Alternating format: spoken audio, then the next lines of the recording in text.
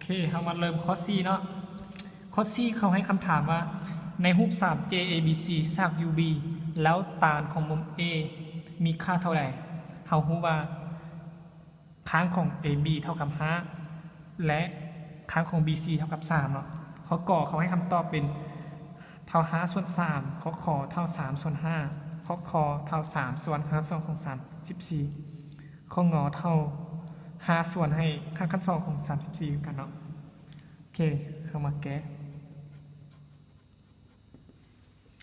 ทำอินเราแต้มรูปก่อนเนาะ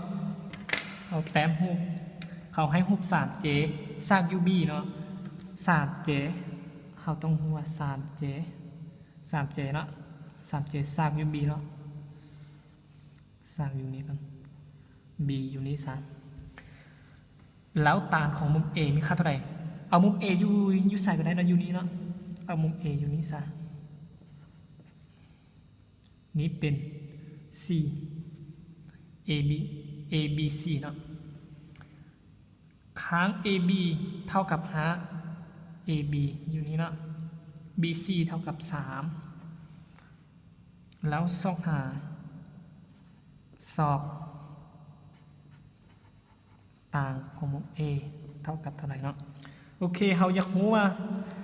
ต่างของมุม A เท่าไหร่เราทำอิดเราต้องไปรู้เกี่ยวกับเรื่องไต่มุมเนาะไต่มุมเมื่อกี้เนาะคือแบบ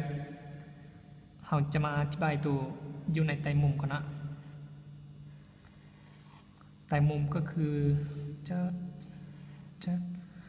แกนนี้เป็นแกนซีนเนาะนี่เป็นแกนโคสโอเคสมมุติแนวนี้เนาะสมมุติเราตามรูปที่เราให้เนาะคือ C B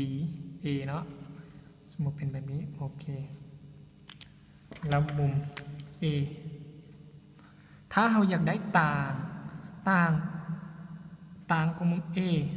แสดงว่า A อยู่นี้เราต้องได้เป็นซีนส่วนให้ซีนเนาะต้องตามมันเท่ากับแกนซีนเนาะสมมุติอัลฟาซะ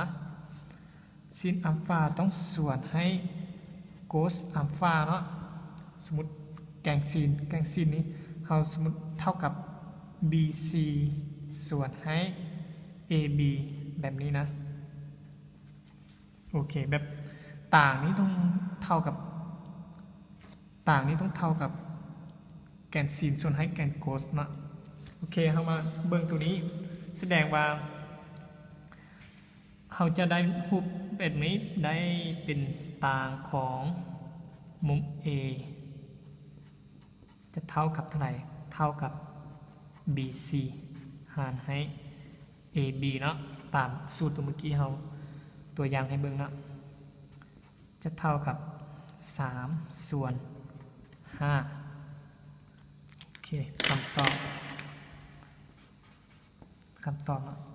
3ส่วน5เท่ากับขอไข่เนาะโอเค